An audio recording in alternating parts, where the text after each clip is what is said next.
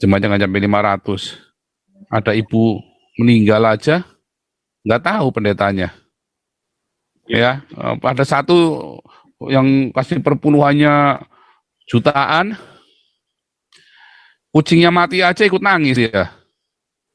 Kucingnya mati saja ikut nangis pendetanya. Ya kan, ikut memakamkan, bikin upacaranya segala macam. Ada itu, ya. Anjingnya mati saja ikut memakamkan, ikut berduka cita, ikut penghiburan, ibadah penghiburan atas kematian anjingnya. Wah, jan tenan.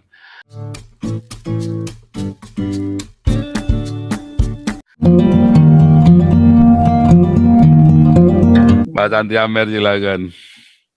Baik, selamat malam semuanya. Dalam prakteknya ya, kalau kita lihat gereja ini kan terutama di Indonesia ada namanya gereja-gereja mainstream. Ya. Ada juga gereja-gereja yang mengikuti teologi kemakmuran. Nah, jadi saya bicara dulu masalah gereja-gereja ini dalam artian diakonia tadi.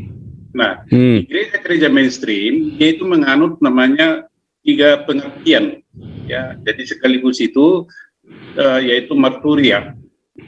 Marturia itu adalah penginjilan, kegiatan penginjilan. Kemudian koinonia. Koinonia itu adalah bersekutu. Kemudian diakonia. Diakonia itu seperti yang dikatakan oleh Paul Jang, ya, Pastor Paul Jang. Baik dia gereja ini yang mainstream, tapi kalau gereja-gereja teologi kemakmuran ini pada umumnya jarang mengajarkan ini. Nah, dalam prakteknya yang paling menonjol itu adalah koinonia. Porsi untuk marturia sedikit, apalagi porsi untuk diakonia. Nah, di gereja-gereja mainstream, di situ Pak, tidak ada channeling ataupun bagaimana si jemaat ini mengutarakan unek-uneknya. Ya, itu semacam kerajaan itu. Jadi pendeta ataupun pimpinan sinodenya itu dianggap itu everything. Kenapa dianggap everything? Ya, mereka yang menentukan segala-galanya. Soal laporan keuangan juga tertutup. Dan di gereja-gereja mainstream, jemaatnya itu dimintai misalnya soal persembahan dan lain sebagainya.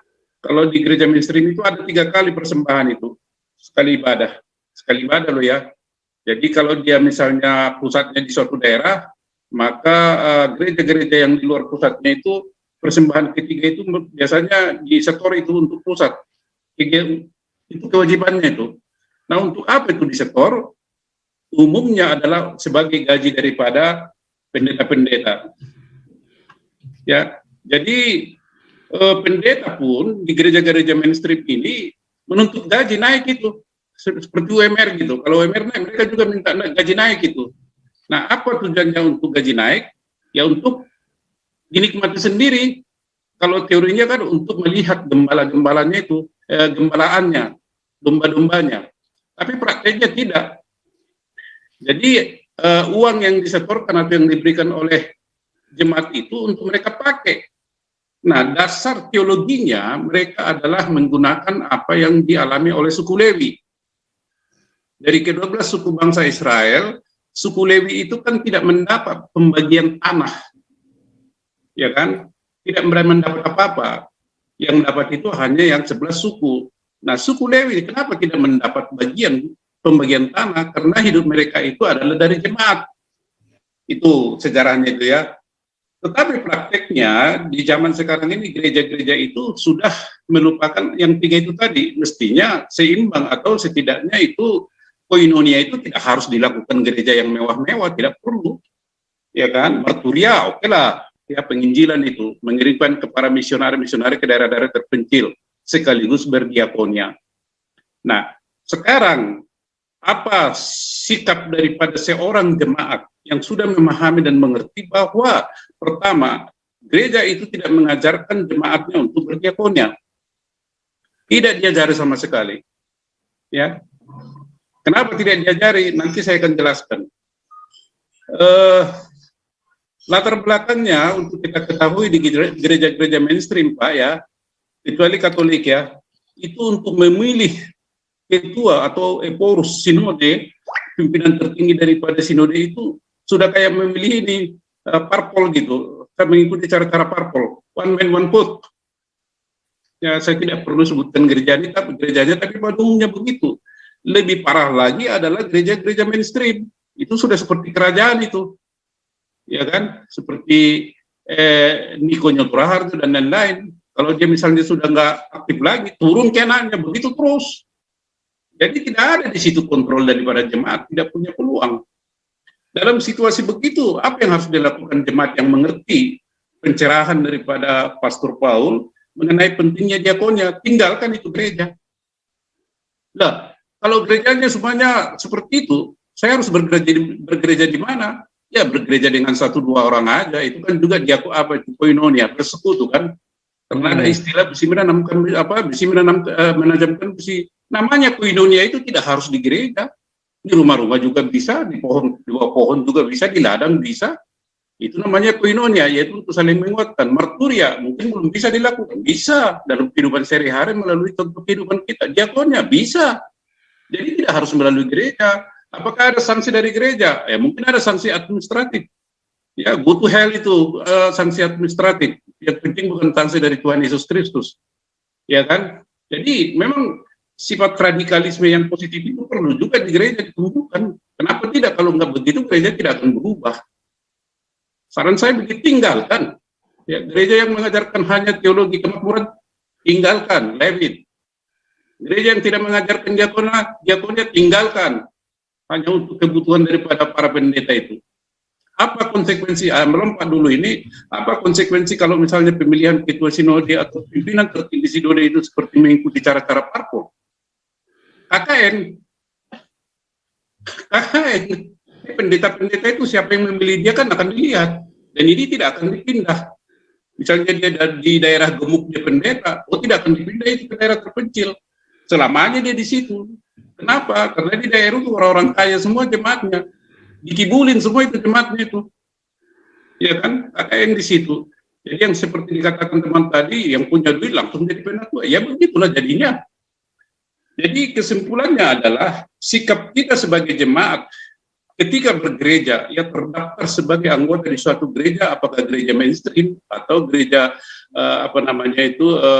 yang mengajarkan teologi kemakmuran. Kalau ya tidak mengajarkan diakonia dan tidak mendorong jemaatnya berdiakonia, tinggalkan itu.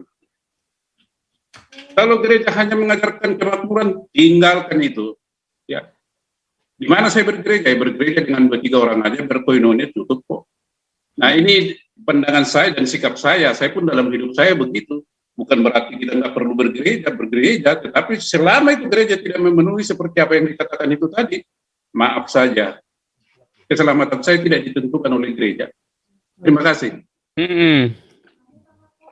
Jadi namanya koinonia itu bersekutu, itu nggak harus banyak orang ya. Kalau di Eropa ini karena beruntung ya, pemberkatan nikah itu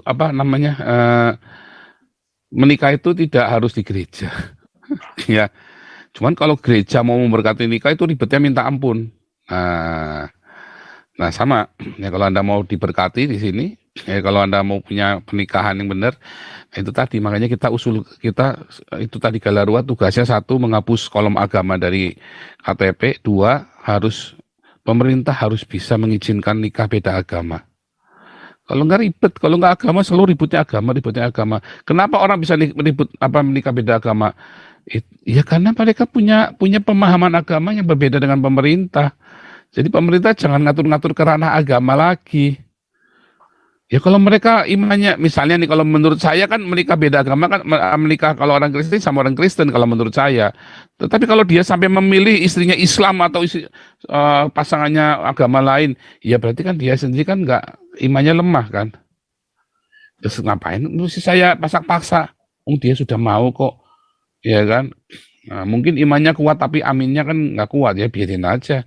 Sekarang kalau kita paksa-paksa ini kan jadi munafik kan, akhirnya kan jadi nyakitin kan. Oke, atau pindah agama karena nikah, kan ruwet kan, ribet. Jadi menghasilkan orang-orang munafik akhirnya. Jadi negara itu harusnya nggak mencampuri begitu. Nah itu makanya itu kita juga perjuangkan. Di Indonesia menjadi masalah. Kalau di Eropa udah nggak masalah, Anda ke gereja rumah Anda nggak masalah. Mau menikah, mau berkat di gereja, Anda tinggal desain gereja sendiri, atau Anda tinggal ngomong izin, pinjam gerejanya buat kita pemberkatan. Tapi kalau minta diberkati dan kasih sertifikat sama gereja itu ya ribet, Anda harus jadi anggota gereja itu dan sebagainya dan sebagainya. Begitu. Nah, jadi yang seharusnya itu memang nggak perlu sampai seribut itu. Bener tadi ya, kalau koinonia itu nggak perlu banyak orang. 10.000 orang apa ada jaminan pendetanya kenal ya itu tadi. Pendetanya jangankan 10.000, jemaat cuma 500 saja.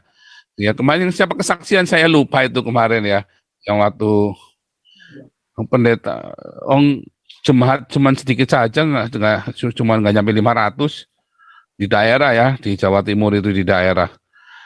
Jemaatnya nggak sampai 500. Ada ibu meninggal aja, nggak tahu pendetanya. Ya, ada satu yang kasih perpuluhannya jutaan, kucingnya mati aja ikut nangis ya. Kucingnya mati saja ikut nangis pendetanya. Ya kan, ikut memakamkan, bikin upacaranya segala macam. Ada itu, ya. Anjingnya mati saja ikut memakamkan, ikut berduka cita, ikut penghiburan, ibadah penghiburan atas kematian anjingnya. Wah, jantenan. Nah, Anda ditipu sama pendetamu. Orang di sini mah edan-edanan open semua. Nggak yang Islam, nggak yang Islam. Hajar, blece, topping silakan.